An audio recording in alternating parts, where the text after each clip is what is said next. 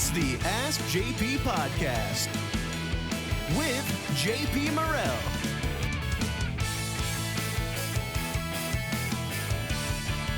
Now, let's start the show. Here's JP. I guess this is my camera. Which is my camera? Okay. That's your camera. Welcome to the Ask JP podcast, where Monet and I ask the big questions of the day and talk about all the topics you care about. I'm so excited here to have my good friend, the Mayor-Elect Helena Moreno. For many of you who'll be watching this like 2 weeks from now, she'll be the mayor. But while we're interviewing her today, she's the Mayor-Elect. It's King's Day. We have a lovely, very pretty king cake here in front of us that we may or may not get around to eating. Maybe. Thank you, King Cake Hub. Thank you, King Cake Hub. Yes, thank you, King Cake Hub. Shout out to King Cake Hub and the ridiculous long line that our Julia had to get into to get the king cake. We'll put a picture in there. Julia, the line. King Cake Hub was killing it today. Yeah, we'll put it in there. I love it. So we're going to get right into it. Okay. Obviously, I don't think there are many people in the city of New Orleans who don't know your entire background at this point, but we're going to pretend like they don't. Okay. Okay, so the first question we have for you today is, let's talk a little bit about your journalistic background and how it influences how you operated both as a legislator, as a council member, and how it influenced you as a mayor. Well, as you know, both of y'all know that, so growing up, the only thing I ever wanted to be was a reporter on TV. Like, I was that kid that was glued in front of the TV, not necessarily watching movies. I was glued to the TV, clicking from one news station to the next, watching all my favorite reporters and being so impressed by what they did, whether they were out, covering a regular story at City Hall, or whether they were out at a crime scene, or whether they were out at a hurricane. Like, that was all that I ever wanted to do and be, which is kind of weird because that requires a lot of reading and writing, which I was horrible at until my junior year in high school. I didn't get up to my reading level because my first language was Spanish. And so I had all these issues constantly with reading and writing and this horrible fear of reading in front of my class like we always had to do, just because I was a slow reader and I had difficulty there. So anyway, I went to college, and it's so funny. You go to college where you think you're going to learn everything, but actually it wasn't in college where I learned to be a reporter. It was during my internships. And I had amazing internships at different TV stations where I met phenomenal reporters that were so hard on me, like make you cry hard on you. But they made me a better person, a stronger person, and a better reporter. And they helped me get those first jobs, those initial jobs. One was in Plano, Texas, for a cable news access station. Hey, shout out. Plano, Texas. There we go. And then my second job was actually a big deal job. It was for the CBS affiliate in Savannah, Georgia. And that was actually where I did my very first live shot, where I was so incredibly nervous. I said everything wrong. And then my next live shot was also equally as bad, that I was so bad they took me off of live shots. Okay. So in Savannah, Georgia, so as I'm like a good reporter, but I just can't do live shots because I would get so nervous, that they took me off of live shots, and I just practiced and tried to make myself better. Practice. And then all of a sudden there was a hurricane coming towards Savannah and Tybee Island. That's a little island right by Savannah, Georgia. And they had no choice but to put me on live shots. And so guess what? When they first went to me, I could tell they were like, man, what is this going to be like? And it turned out that I knocked it out the park. And then I went from the worst live shot reporter to the best live shot reporter. And that's when I started getting calls from different news stations in other parts of the country. And I was offered a news reporter job. And I think there was a part anchor job there too in Huntsville, Alabama, or a reporter job here in the city of New Orleans. And so, come on. Could you think how different your life would have been? The mayor-elect of Huntsville. No. There would have been no mayor-elect. Huntsville. I mean, I could be the sheriff. I could Huntsville. see you have. Well, I mean, part of the story, the opus that is the history of Helena Moreno is Katrina and how Katrina led you to public service. In Huntsville, I feel like you would have grinded it out, and you might have ended up being a national affiliate news anchor, but it'd been a very different life. A very different life. Very different life. And so New Orleans, welcomed me with open arms. I love this city. I started covering, amazing stories. At that time, Mark Morial was mayor.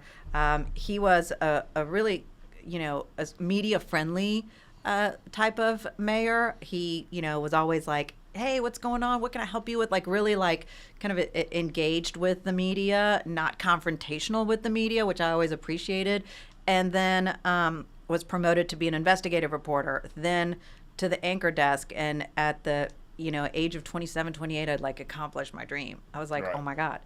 And so then, God has a weird way of how things can shift and change in your life when you think you're where you're supposed to be. All of a sudden, God's like, let me show you something else. Right. And Hurricane Katrina happened and changed all of our lives, and it changed mine too. And I started to see that, the reporter part that I really enjoyed was the writing and getting it right and the perfect script. All of a sudden, my reporting was about, wait, we need to make sure the city gets rebuilt. Wait a second, we need to hold people accountable. We need to make sure people can come home. And so being a journalist at that time had such a deeper and stronger meaning. Well, and let me stop you right there because I think it's an important point. There were literally reporters and elected officials across the country advocating for New Orleans not to be rebuilt. So the fact that you had local reporters like yourself advocating for citizens, advocating for the future of the city of New Orleans, really was your first entry into politics and changing the national narrative. Because, I mean, literally there were New York Times articles saying, why the hell do people live in New Orleans? And the media at the national level was trying to shape a story that had there not been a local pushback, it would have been the only story.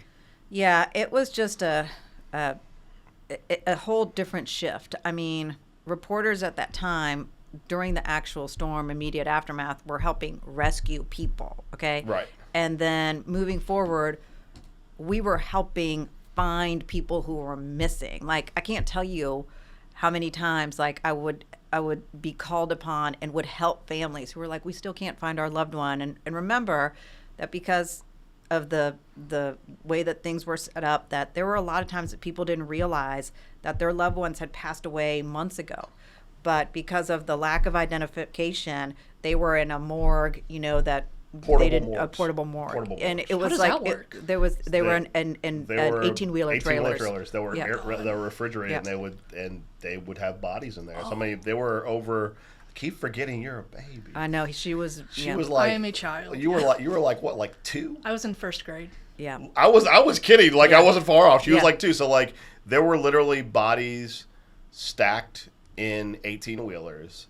There were conversations at the national level and the state level where they were like, should we just throw all these bodies in mass graves? Yeah, I mean, it was pretty bad. Yeah, and so just think of these families who were still missing Right. loved ones, that they were like, we can't find them anywhere. So where are they? Are they really gone? Are they not? Are they? And some of them were elderly too. So it was like, so all of that happened. So then fast forward a couple years later, we start to go back to like normal TV news. And at that time I was anchoring the morning news, the noon news, and they promoted me also to be like this consumer reporter as well. And so I had all these producers writing all my stuff. And all of a sudden I looked around and I'm like, wait a second, I now have lost ownership of my voice here, because now all these producers are writing all my stuff. I'm now just a face on TV.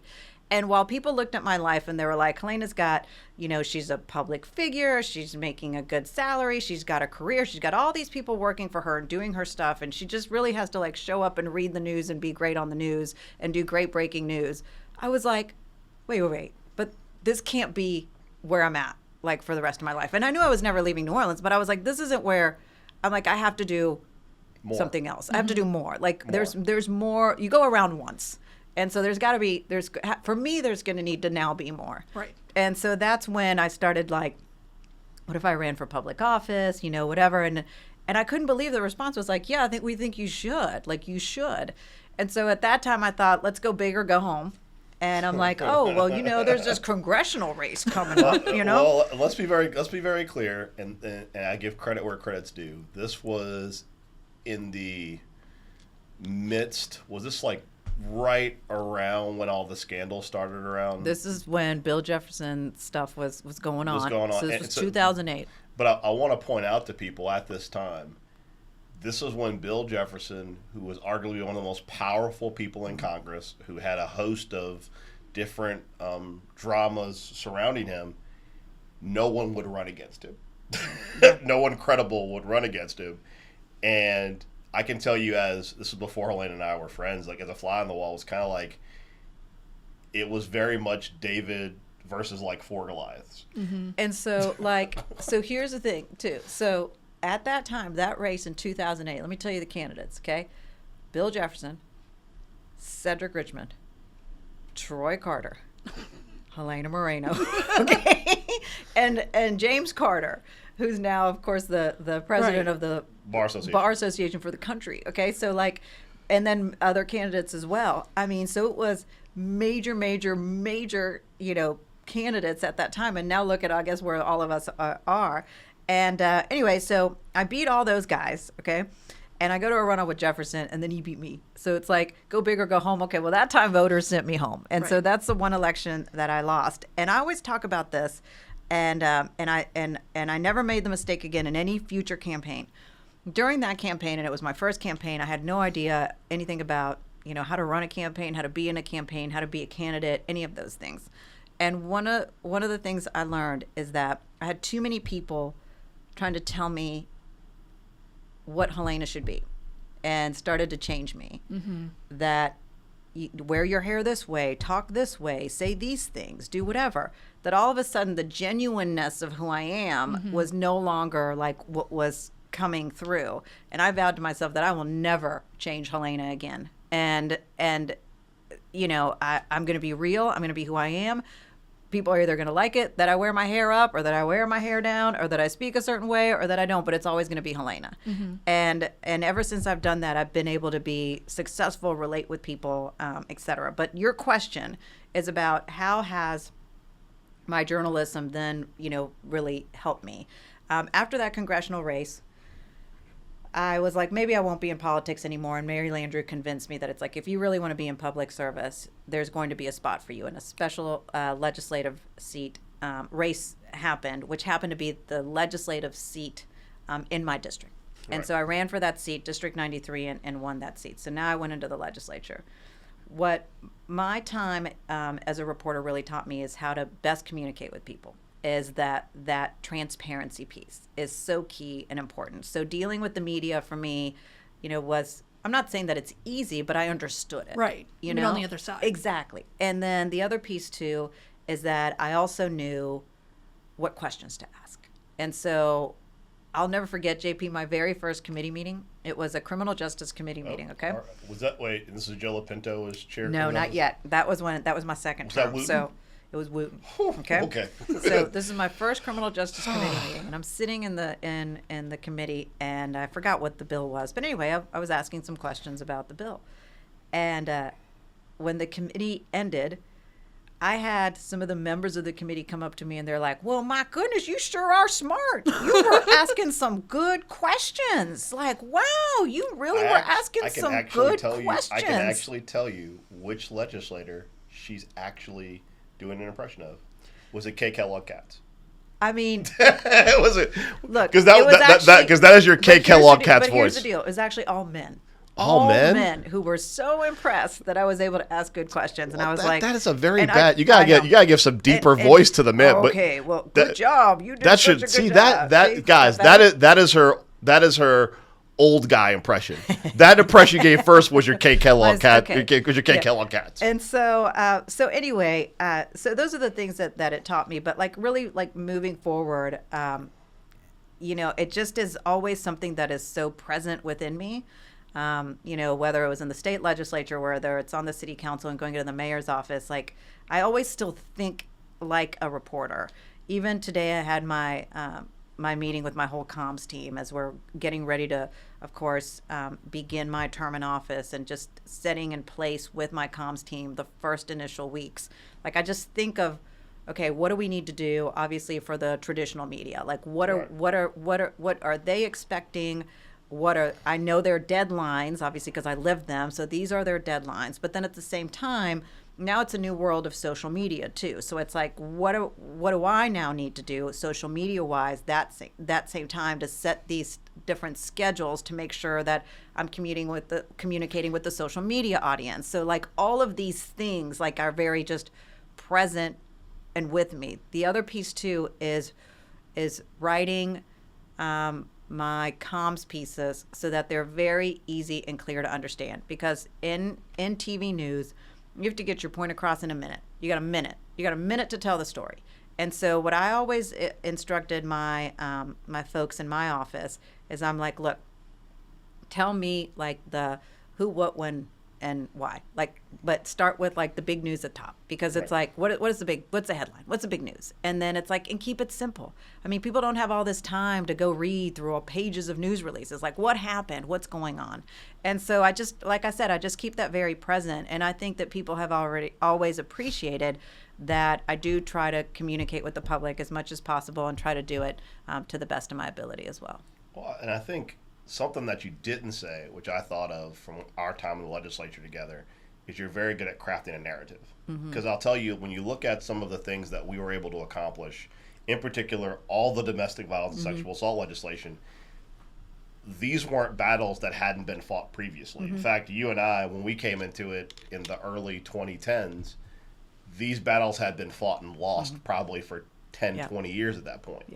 But what had been lacking is that, from my perspective, because I've been there just a little bit longer than you, but not much longer, people did not put faces and names with the victims and survivors of domestic violence, sexual assault. And what you did a really good job of, especially because when you're talking about the legislature, you're talking about old guys, mostly old white guys, because just that's the way the legislature tends. I mean, if you look at Democrats, Republicans, it's all old white guys. And I saw, just in that period where you were in the legislature, when we were working together, they really had a problem relating to domestic violence, sexual assault, because from their brains, they could not conceptualize, the old adage, why doesn't the woman leave? What's this? What's that? They were literally your grandpa at Thanksgiving dinner with that sort of like thought process. Your drunk uncle at Yes, Thanksgiving. drunk uncle. And so when you came with that first series of domestic violence legislation and you showed up with stories and with people affected by it and you humanized it, it really made it harder for them to look away, because they thought of people in their lives, their wives, their daughters, whomever. When you personalized it and created those narratives, it really made things that seemed impossible. Because I mean, I want to put this out there. I know we both beat it to death, and it can never be beat to death. You beat the NRA. And in Louisiana, beating the NRA is pretty much like, that's a moonshot. Like, no one beats the NRA. I don't think it's happened since that time, which was in 2014. Since we did it. When I finished the bill you were almost done with, I beat them, but at that point, you'd already beaten them. I just kind of like kicked them when they were down.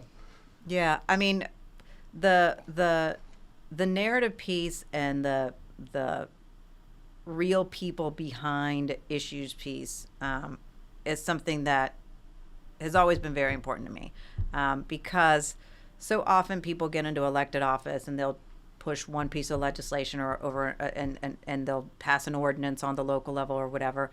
But the thing is, it's like behind these pieces of paper, there's people, right? And I'll never forget in 2015 when we were trying to figure out how we were going to pay for forensic medical exams in the state of Louisiana. And the forensic medical exam, for everyone who's watching, is essentially the rape kit. So when a person is raped, they have to go to a hospital and they get a series of exams and collection of evidence after there's a rape. And so at that time, Governor Bobby Jindal was forcing victims of rape to cover the costs of these forensic medical exams. Now, that's also against federal law, by the way. So we're in violation of federal law. And I needed a little bit over $3 million a year, recurring dollars, to be able to cover these costs. One of the ways I figured out how we could do this is that casinos, when you go play the slot machine, you get a ticket, or you go to horse racing and you get a ticket of your winnings. If you forget to cash those in, then the casinos or the tracks get to keep that money. And other states, what they do is they actually, that money reverts back to the state and the state uses it for different reasons. Here in Louisiana, I couldn't believe that we were just allowing the casinos just to pocket that money. And so I'm like, how much money is it? And I learned it was just over $3 million. So I was like, okay, perfect. Here we go. So I went to the Appropriations Committee with my legislation where it would now take this casino and track money and put it into a fund to pay for forensic medical exams. And the casinos were all there to oppose. And casino lobby is strong. The racing lobby is really strong. And I was in the Appropriations Committee, and I'll never forget, there was this one legislator who came up to me, and he's like, I'm sorry, I just can't vote for this bill. And I was like, well, why? It doesn't make sense to me. This other states do it like this. He's like, no. This whole thing is a New Orleans problem. And I'm like, what is a New Orleans problem? He's like, people don't get raped in my parish. I was like, sir, I'm only laughing because we've heard that apparently no crime happens in other parishes. I was like, I guarantee you that rape happens in all 64 parishes. So, yeah. And I had a lot of different, male legislators who were like, this is a New Orleans thing. This is a money grab by New Orleans because that's this problem that they're having. This rape is only a New Orleans problem. And what they didn't know is that I actually had a secret weapon. And that weapon was a victim, a very brave victim, who had been brutally sexually assaulted in her home by two men who broke into her house, came to that Appropriations Committee meeting and told her story of how she was at home, she was watching TV, two people break into her house, they brutally sexually assault her, she calls 911, gets picked up by an ambulance, ends up in the hospital, most horrific experience she's ever had in her entire life, changed her entire life. And then 3 weeks later, she receives this massive bill, $4,000 bill from the hospital. And a Tylenol was like $150. Okay.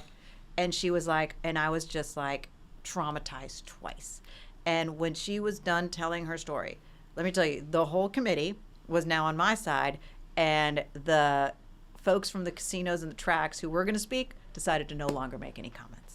And the bill passed out of that committee unanimously. Nobody else said a word moving forward. Nice. And we ended up getting that money. And that is still how, to this day, we pay for forensic medical exams in the state of Louisiana. So that piece, JP, that you talked about is really important, of being able to tell the story, but tell the story to relate it to how it really is affecting a person. Well, and I mean, I'll tell you, just from my experience, I can link a story and how we as legislators present that story to pretty much every significant piece of legislation that we ever passed. Whether it was, I'll tell you, it's funny because like the one time I failed to follow your lead on having a narrative or a story, believe it or not, was when I was trying to reban bestiality. Oh gosh! I didn't think that. I thought banning bestiality wouldn't need a story, but 10 people in the Senate voted no to keep bestiality legal. Wow. So even when the bill's a no-brainer, if you don't make a narrative and you don't explain to people, See, that was after I'd left. Yeah. I mean, wow. Jeez. So I mean, the narrative's important, and for those who are watching who are aspiring lobbyists, aspiring politicians, these are like this is like a free TED Talk. Like you're learning all the secrets, how to be effective. You don't have to go masterclass and like go pay like, I don't know, Barack Obama. You just have to listen to the Ask JP podcast. Ask JP podcast. Yeah, you learn all the all right. So why don't you ask a question? Yeah. So kind of changing gears. Sure. I want to know how y'all met.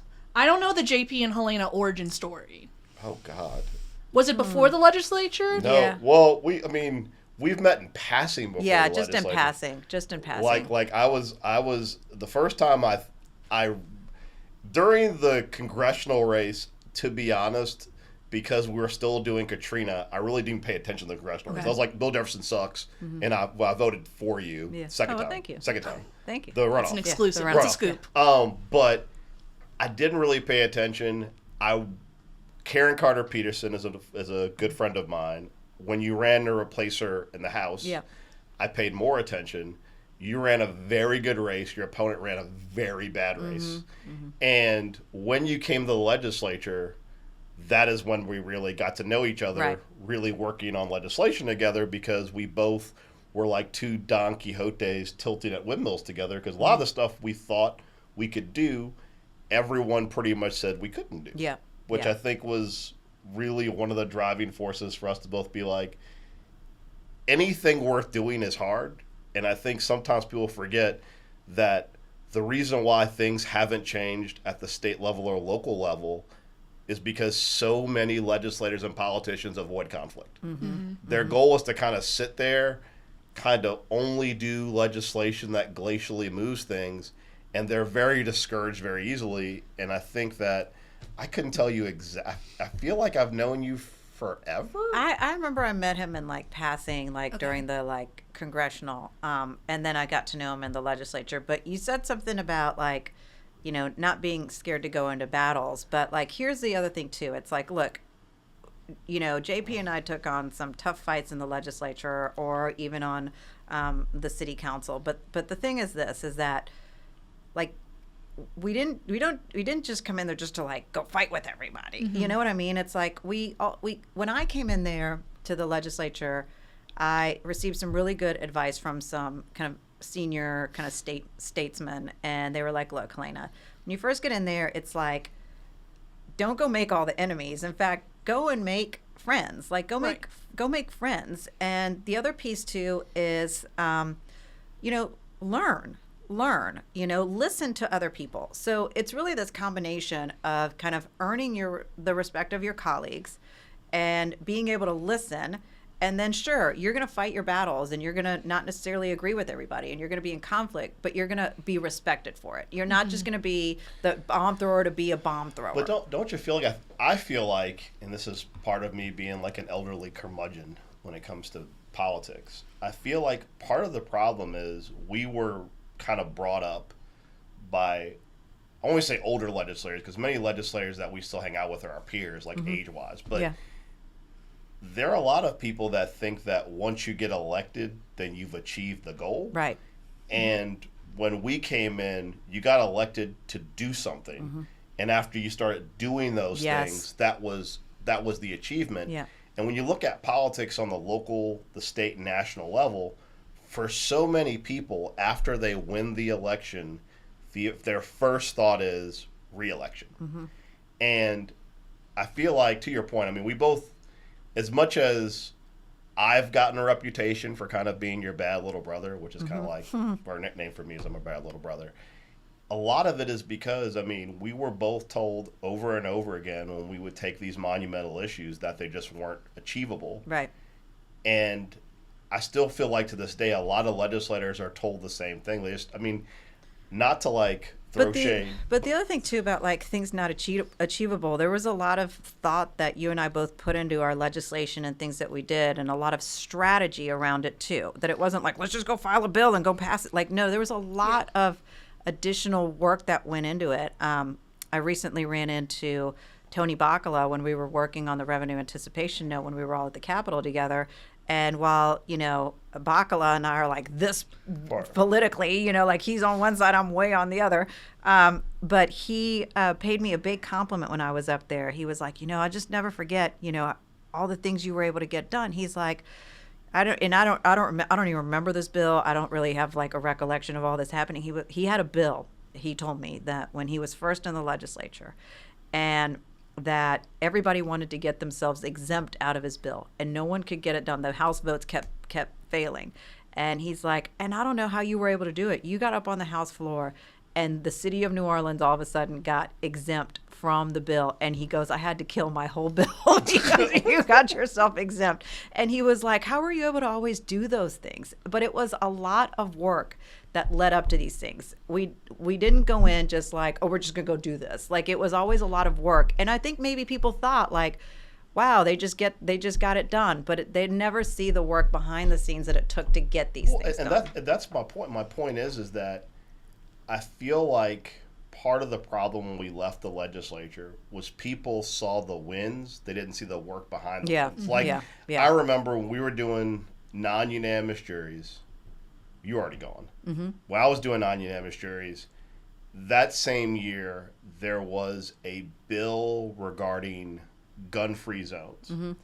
And because of the Second Amendment plus in the state of Louisiana, there was this back and forth regarding whether or not we'd allow guns in gun-free zones. Obviously, guns should not be allowed in gun-free zones.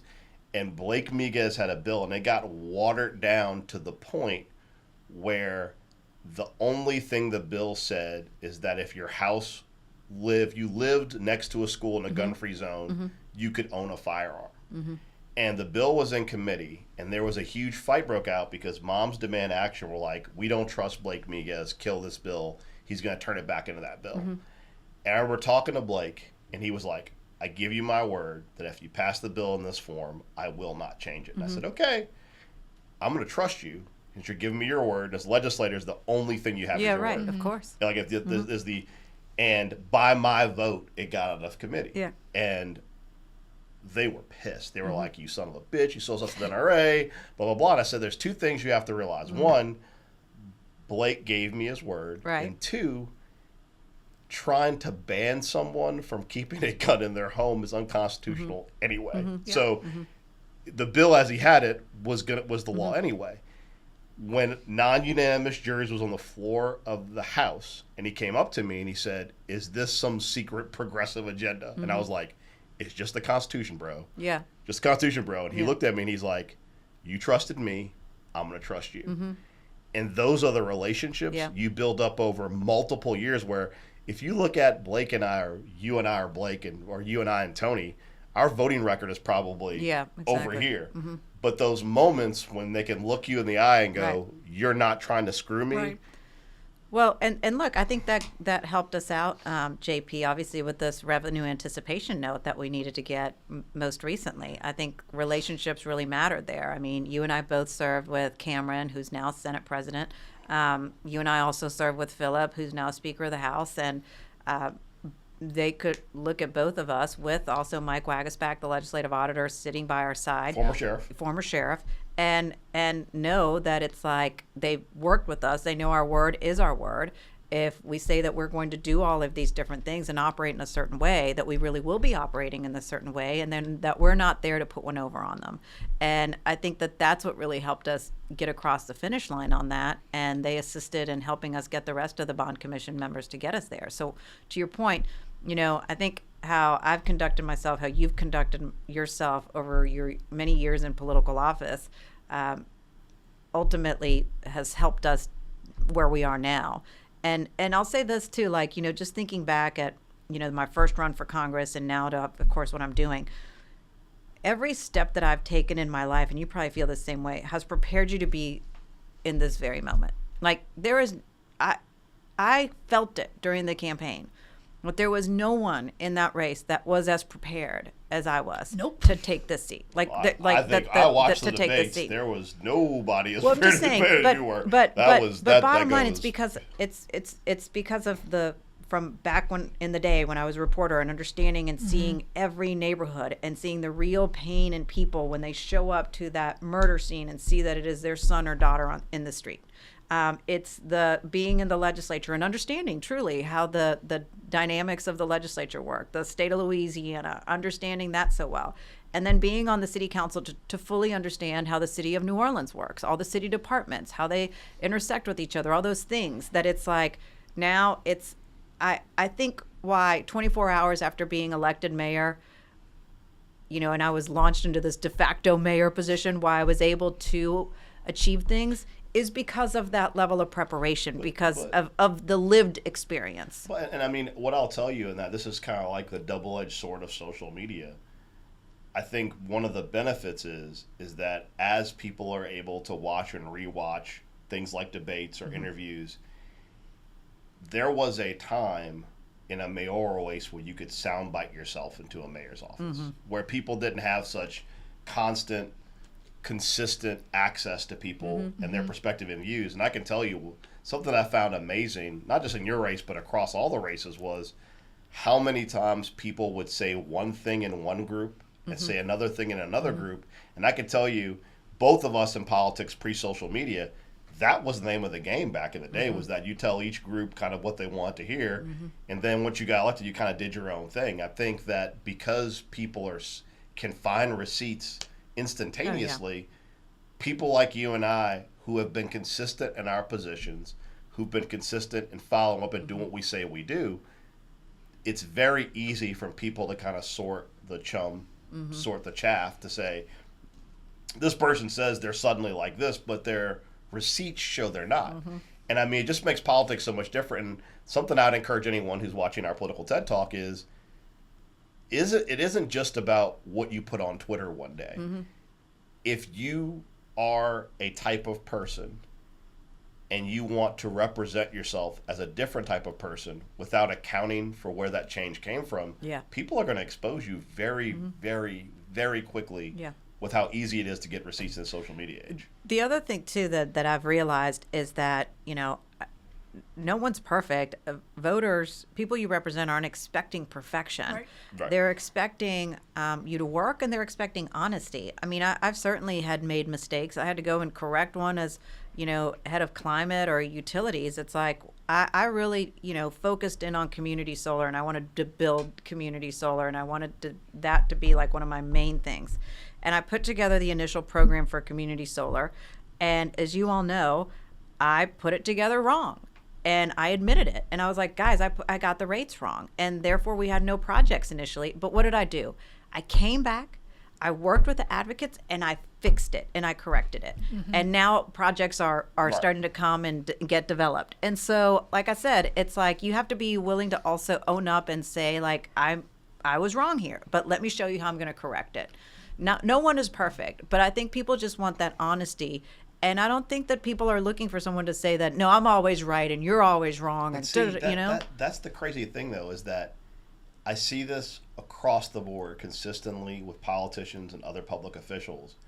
There is this idea that if I deny my way through it and don't solve a problem, that is the correct way to do this. And I think that people, even this last election cycle, to your point, they don't see politicians as like, it's weird because the other thing about social media is that politicians, because they see us in more than one aspect on television, we're much more approachable.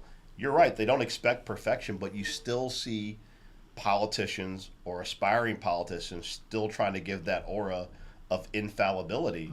And I mean, what I find amazing is not only do people not buy it if you're elected based upon being an infallible, perfect thing, then when you finally do have a problem, it's magnified times a million. So I think one thing that people are curious about is, obviously this past council, I think, in their approach, is one of the most unique councils in modern. Unique. That's a unique. I like that word. I personally, but it is. You've seen councils that aren't so, bullish when it comes to interacting with the mayor, and this council really set the precedent for that. Granted, we had a mayor that wasn't really interested in being a mayor at the time. Now that we are going to have a mayor that's actually interested in solving our problems and being there for us, how do you see that dynamic shifting? I mean, as a council versus mayor, not versus, but as far as communication, I see it changing significantly. With the past mayor, and I've said this to many people, I don't know if I've said it on the record, I met with LaToya Cantrell one time in her office in February of 2022, and I was never invited back. And nor did she ever reach out to speak to me. I think I might have gotten 3 text messages over 4 years. And that meeting, going back to February 2022, that was well before we had our falling out, before the council and the mayor really, our relationship deteriorated. It was more of an issue of, it became very evident that the mayor had believed she deserved a one-sided relationship from the council, where she would kind of do her own thing and our job was to rubber stamp it. And as a equal branch of government, that was never going to work.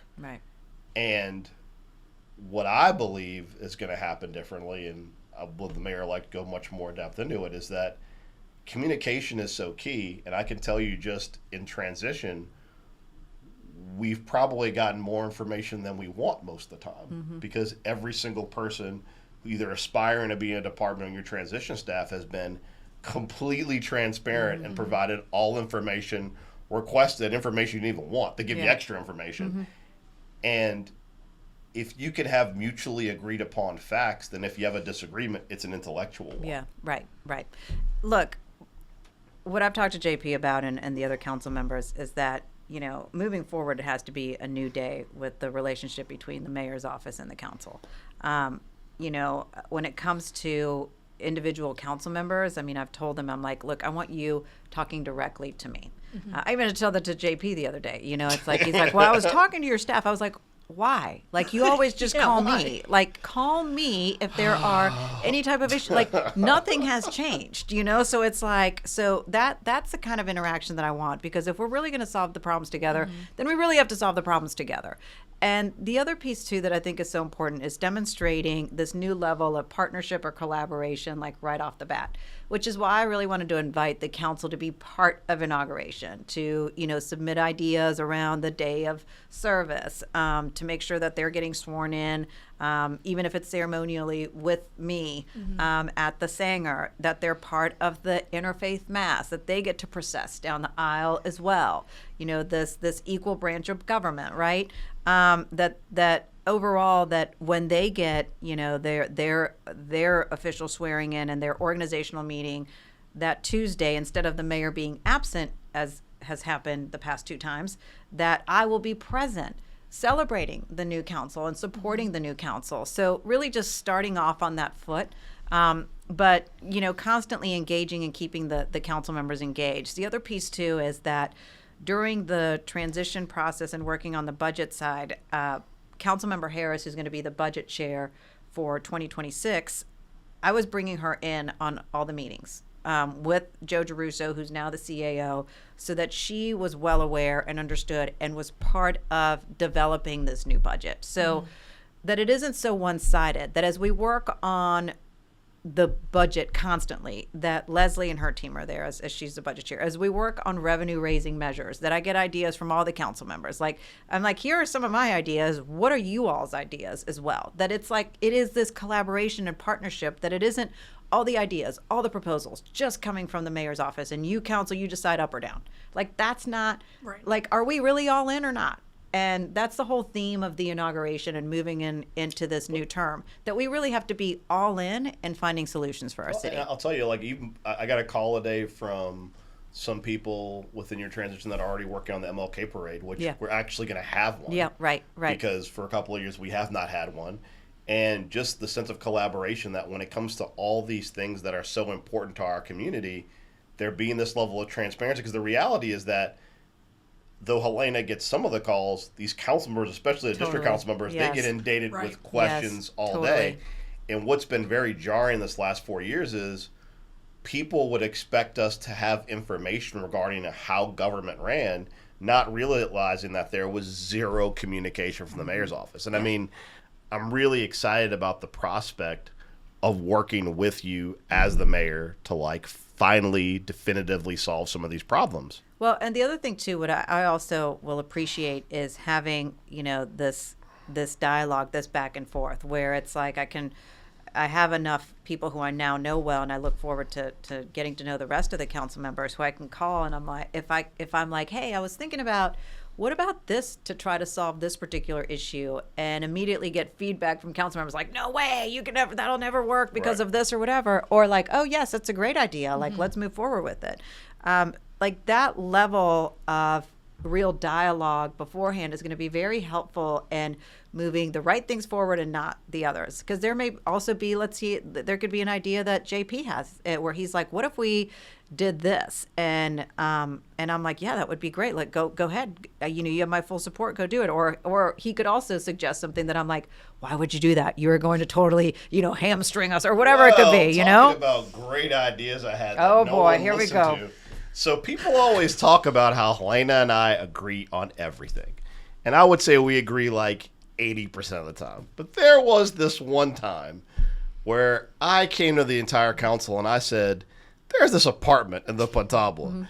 And why do we have a mayoral apartment in the Pontabla? And all these things came out. I'm not going to rehash all the stories, but the inspector general suggested just put this apartment on the market, be done with it. There is no mayoral residence. I just want to remind everyone that when I went to do that, I failed 6-1. You were so mad. I was so mad. My good friend Helena Moreno here's the deal. said, "No, bruh, this is a terrible idea." And I want you to explain. So the reason why I voted that way was because I was like, look, why don't we just do this thing where it's like we make it clear that the apartment is supposed to be used like as like an apartment for like guests. Like the mayor can't be like living in it. And I put in all these different restrictions. Like, look, this can't be like the mayor's other home type of thing, you know? And I'm like, this should be enough to solve the problem. It was not. It was not. So then to JP's point, we had to go back and revote on his legislation, which then I did approve. So I just want to say, I say that because people always say we agree 100% of the time. Sometimes I have really good ideas, and my big sister tells me no and goes her own way. And I just want to say, I told you so. I told you so. I told you so. I told you so. I told you so. Okay, I'm done. I'm sure. Now I'm going to find something that we disagreed on where I won. I can tell you that there were probably 70 different times in the legislature where you and Walt were like, no, don't do that. No, don't do that. And I FAFO'd and found out. So, I mean, I will remind people that though I hold the record for most bills filed, many of them didn't pass. And there are plenty of times where I had a great idea, but I approached it wrong the first or second time. Mm-hmm. And I'd have to go back to my good colleague and friend, Helena Moreno, to tell me, this bill keeps failing. Can you explain to me how we could pass it? So there are a couple of times where you might have set me straight. Wow. And I'm sure we're going to leave here. She's going to call me or text me and be like, remember this 8 times that I was right? Yeah, I'm going to go home and research all of this and give you a list. Yes. Yeah. So before we go, we have some friendly, personal rapid fire. What do we have? So today's King's Day, January 6th. What's your favorite king cake? Oh, I'm not going to do that. I'm not going to. Well, give us some favorites. Well, okay, definitely Dong Fong, but the lines are crazy, and so that's a thing. But when you go, you really have to pick up like 10. I'm just saying, you have to pick up like 10. Just do you like one of the flavor ones? No, I'm a very just traditional. I'm not like the big filling. I just love like just the actual just cake. Mm-hmm. My husband loves the filling. He loves, he even goes into like the more like bizarre flavors, but like, That's because he went to Newman. Okay. Anyway, yeah. I know. Shout out, Chris. I never shout you out. You have weird king cake taste because you went to Newman. But he just ultimately, he just loves sweets overall. So he's happy with any king cake just like I am. This is one thing I have wondered consistently. Yeah. You have one day off where you have to do nothing. Yeah. What are you doing? Oh my gosh, Monet, you know what it is. I'm hanging out with Nacho. That's what I was going to say. It's like, Nacho. With my dog. Nacho. I know. Nacho. Yeah, I love animals. Monet knows I love my little dog. Hanging out with him. The other thing, too, that I love doing in the city is that I love going on walks. We love exploring neighborhoods. Yeah. This city is so historically beautiful and so culturally rich that you can walk through a neighborhood that you thought you knew like the back of your hand and all of a sudden realize like, wait a second, I never noticed that railing on that house and the way that that's so intricately designed. I never noticed, this or that, or I didn't notice this beautiful, however many 100-year-old oak tree. Like that is what's so amazing about our city, and our city is so walkable. And so I really do enjoy that. So walk to lunch and walk around a neighborhood and kind of like just spend the day like in. Are you watching TV? Do you watch TV? I do watch. Do you have time for that? Yeah. It's like, look, I get into some shows. Man, I just finished one that I mostly watched like on my phone, like when I would have some time and when I'm working out. And that's It's All Her Fault. Oh, I haven't heard yeah.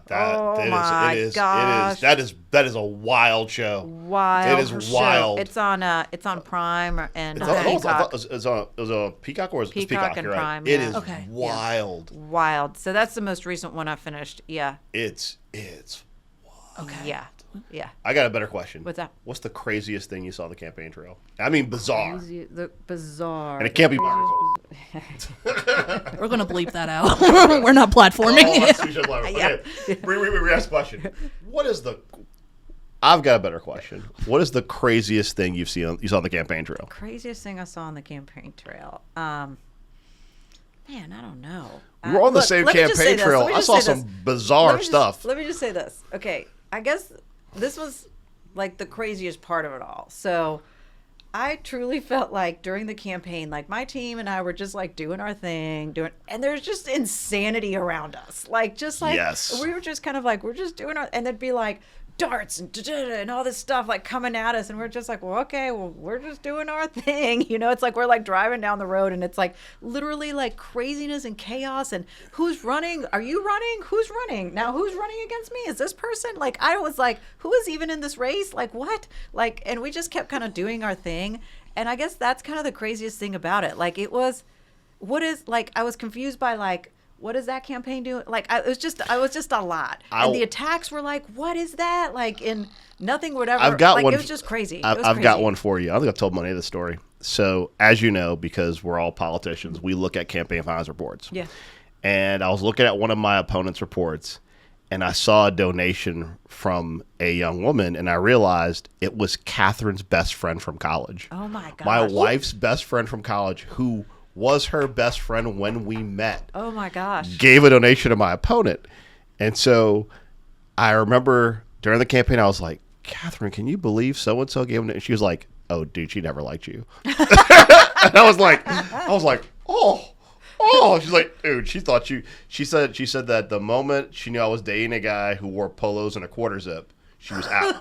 This is before the new quarter zip movement, but she was just That's like, hilarious. she thought so, and I was just like, because when I saw it, I was like, did I do something? And she's like, no, this woman never liked you. That was the wild. I was At least like, she's consistent. She consistently hates me. Yeah, She's a consistent hater. Yeah. I guess the other crazy thing, too, is that, you know, there's some people who, like, ran in that race who I, like, really liked, and I'm still, like, talking to, including Ricky Twigs. Like, Ricky's a nice guy. Twigs, There was some commotion online for Ricky Twigs. I mean, it's like I like, you know, along the campaign trail, you get to like know some of these other candidates, and I really appreciated Ricky Twigs. Like, I thought, like, you know, he was a genuine guy, and he had some good ideas, and he thought I had good ideas, and he wasn't scared to say that on the podium that like I had good ideas. I wasn't scared to say on the podium that he had good ideas. Like, and so I thought that was kind of cool, because ordinarily in campaigns, you know, it's like everybody's like, oh, well, we must all hate each other, you know. And so I it was cool that I got to. I really get to know enjoyed him. Manny Chevrolet. His stand up is pretty solid. He drove by when I was waving signs one day, and he they gave me a couple of lines from his stand up. His stand up he does while he's on the podium with y'all. There you go. And I was like, he's consistent. Yeah. He just runs no matter what, and just tries to keep it light, I guess. There you go. All right, what you got next? We'll be doing the next one. Okay, what is your favorite meal in New Orleans? Or one of your favorite meals, since we're not doing superlatives. Yeah, I don't want to pick like specific restaurants, but I love a hot roast beef po' boy fully dressed. Fully dressed. Mm-hmm. Fully dressed. I need to know where. I'm not. Yeah. You don't have to tell me where it's from. You can tell me off camera what po' boy you're thinking. Okay. Fully dressed. Yes, I love Why it. wouldn't you do fully dressed? Why would you not do fully dressed? You don't like mayonnaise? I don't like pickles. You don't like pickles? Okay, I pickles, yeah. Or soft shell crab po' boy? So good. See, One at good. Jazz Fest At is Jazz so Fest good. is so and that's how you They're get- like $20 now. So It's like a good. mortgage to get a soft shell crab po' boy at Jazz I Fest. wouldn't know. Oh. I have a shellfish allergy. Oh, As that's you- part of as his you lore. know. I forgot about that. As you I know, forgot the, about that. the running gag in my office was the amount of money that a certain person who will name unsaid, the mayor, would have paid for someone that was shrimping anything I ate. To off me. Just a little. It's a little, Yeah. little dab of shrimp. shrimp. Yeah. All right, let's do another one of these. What is your favorite time of year in New Orleans? Oh, well, I love fall. I love spring. The weather's perfect. You know, I mean, spring, I guess, is more like into festival season too. Right. The problem is, like, once you're done with spring, you know that summer's around the corner and it's so hot. See, that's how you know. Say show you're a local, like, without saying it. The fact that you didn't say Mardi Gras shows that you're definitely a local. Because let's be clear, just like no local says Nolans, any local that tells you the best thing about New Orleans is Mardi Gras just moved here. Well, what is the best thing about The best thing about New Orleans, honestly, I find the best thing about New Orleans is when you're in those parts of the city where tourists don't frequent and you see other New Orleanians and enjoy them. Yes. The Bywater is a great example. I would say Crescent Park is fire. Fantastic. Yeah. I mean, going places like Bacchanal, where like the people there are actually locals. Yeah. Like when I meet people who are like, I love New Orleans, I love going on Bourbon Street, I'm like, you are immediately disqualified as a person. You are one of the people that pays his taxes. Or like, I love going uptown. Where uptown? Well, uptown. Yeah. Just uptown. Uptown. Just uptown. Like, okay. It's the same as when like you're abroad and you are in a room with people and someone will go, I'm from New Orleans, and you're like, where? They're like, Metairie, and I'm like, not from New Orleans. Exactly. You're from Slidell. Exactly. That's literally if you have to cross more than one bridge to get there. More than one. Oh, I know many of Belle Chase people that have NOLA in their Instagram bio. Nice. It's like, okay. Yeah, if you're not paying taxes here. But no, I mean, I think I really appreciate you coming on today. Yeah. I appreciate you being so genuine as always. We have this king cake that we are not going to eat on the podcast because I don't want to do some weird ASMR thing where people hear us eating king cake. That would be that's a whole different kind of podcast. And also, I think it'd be goofy to watch us like posing while we eat it. So we're going to eat it, but off camera. All right, let's do it. And when the mics are off, because that's just weird. But I really appreciate you coming on Ask JP. Let's keep doing this. Yes. We'll come on again, You and Dan Stein need to come on at the same time. Oh, that would be great. That's my dude. Yep, that's my guy. Yeah, I mean, I love Dan, but he gets really mad at us when we endorse people he doesn't like. Well, Because he was really mad at me recently. I think he's over it now. I think he's over it. I love Dan. Like, that's a fellow curmudgeon. Like, when I say I'm a curmudgeon, Dan's like one step past me in curmudgeon. When I call Dan to like place an order, it's like, is this Helena? Like, it is, Dan. How are you? What do you want? Like, you want your usual sandwich? I'm like, yeah, please. How's Chris? I'm like, Chris is fine. Okay, bye. I'm like, and that was the greatest summary of a Dan Stein conversation. If you have not experienced Dan Stein, then you should go to Stein's immediately and have your own Dan Stein conversation. He's the best. So thanks for coming on. right, Really guys. appreciate it. Great to see y'all. Happy New Year. Happy New Year. Happy Mardi Gras. Well, no. You got to say it like Bob Yendall. Happy Mardi Gras. Happy Mardi Gras. She's like, we're done. He's like,